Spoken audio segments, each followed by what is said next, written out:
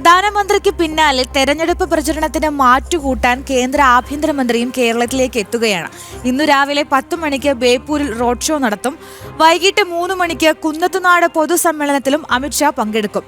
വിവരങ്ങളുമായി അനഘ ഹർഷൻ ചേരുന്നു. അനഘ, എങ്ങനെയാണ് ഒരുക്കങ്ങൾ? എവിടേക്കാണ് അമിത്ഷായുടെ പരിപാടികൾ?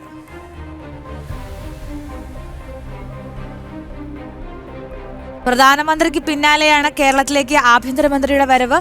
ഒപ്പം തന്നെ കേന്ദ്ര ധനമന്ത്രി നിർമ്മല സീതാരാമനും ഇന്ന് കേരളത്തിലുണ്ട്. തൃശൂരിലും പാലക്കാടുമായിട്ടാണ് പരിപാടികൾ. അമിത്ഷാ ഇന്ന് രാവിലെ 10 മണിക്ക് ബേപ്പൂരിൽ റോഡ് ഷോ നടത്തും. പിന്നീട് വൈകിട്ട് 3 മണിക്ക് എറണാകുളം കുന്നത്തുനാട് മണ്ഡലത്തിൽ പൊതുസമ്മേളനത്തിലും വൈകുന്നേരം തിരുവനന്തപുരത്തും കാട്ടാക്കടയിലും റോഡ് ഷോ ഉണ്ട്.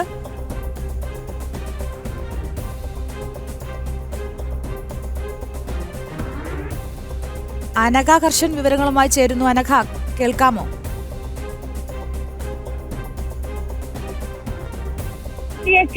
ക്യാമ്പും കേന്ദ്ര ആഭ്യന്തരമന്ത്രി അമിത്ഷാ ആണ് മാത്തോട്ടത്ത് എത്തുന്നത്. ബേപ്പൂരിലെ സ്ഥാനാർത്ഥിയായിട്ടുള്ള അഡ്വക്കേറ്റ് പ്രകാശ് ബാബുവിന്റെ തെരഞ്ഞെടുപ്പ് പ്രചരണത്തിനായിട്ടാണ് അമിത്ഷാ കോഴിക്കോടിന്റെ മണ്ണിലേക്ക് എത്തുന്നത്. അതിന്റെ ഒരു പ്രചരണത്തിനായിട്ടാണ് അമിത്ഷാ കോഴിക്കോടിന്റെ മണ്ണിലേക്ക് എത്തുന്നത്. അതിന്റെ ഒരു ആവേശം പ്രവർത്തകരിലൊക്കെ ഉണ്ട് എന്നുള്ളതാണ്. നമ്മളിപ്പോൾ ആ സ്ഥലത്താണ് നിൽക്കുന്നത്. ഇവിടെ വലിയ സുരക്ഷാ സംവിധാനങ്ങളൊക്കെ തന്നെ ഒരുക്കിയിട്ടുണ്ട്. കൃത്യം 10 മണിക്ക് ഈ റോഡ് ഷോ ആരംഭിക്കും. വിവിധ കലാപരിപാടികളോടെ വലിയ ബഹുജന പങ്കാളിത്തത്തോടെയാണ് ഈ റോഡ് ഷോ നടക്കുക എന്നുള്ളതാണ്. പ്രത്യേകിച്ച് ഈ കേന്ദ്ര നേതാക്കളൊക്കെ കോഴിക്കോടേക്ക് എത്തുന്നു, കേരളത്തിലേക്ക് എത്തുന്നു എന്ന് പറയുന്നത് അത്രയധികം സാധ്യത ഈ നിയമസഭാ തെരഞ്ഞെടുപ്പിൽ ഉണ്ട് എന്നുള്ളതിന്റെ ഏറ്റവും വലിയ തെളിവാണ് എന്നുള്ളതാണ്. പ്രത്യേകിച്ച് ഈ ബേപ്പൂർ മണ്ഡലത്തെക്കുറിച്ച് പറയുകയാണെങ്കിൽ LDFന്റെ സ്ഥാനാർത്ഥിയായിട്ടുള്ള മുഹമ്മദ് റിയാസ്, തൊട്ടപ്പുറത്ത് അൻവർ, അവരോടാണ് ഈ NDA സ്ഥാനാർത്ഥിയായിട്ടുള്ള പ്രകാശ് ബാബു വലിയ രീതിയിലുള്ള ഫൈറ്റ് നടത്തുന്നത്. ഈ ബേപ്പൂർ മണ്ഡലത്ത്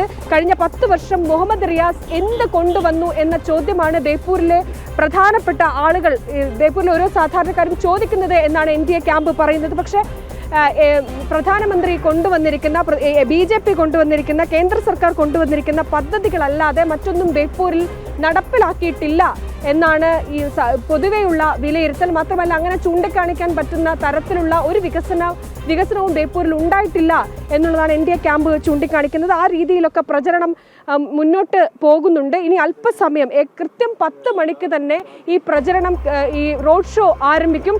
കോഴിക്കോട് ഇന്നേ വരെ കണ്ടിട്ടില്ലാത്ത അത്രയധികം ബഹുജന പങ്കാളിത്തത്തോടു കൂടിയായിരിക്കും ഈ പ്രചരണം, ഈ റോഡ് ഷോ നടക്കുക.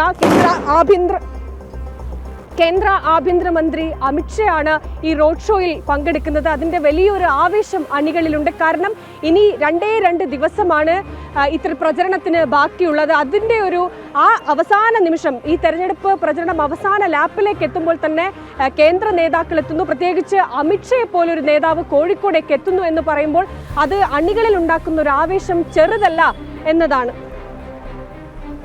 ശരി അനഘ, കേന്ദ്ര ആഭ്യന്തരമന്ത്രിയെ വരവേൽക്കാൻ ഒരുങ്ങുകയാണ് കേരളം.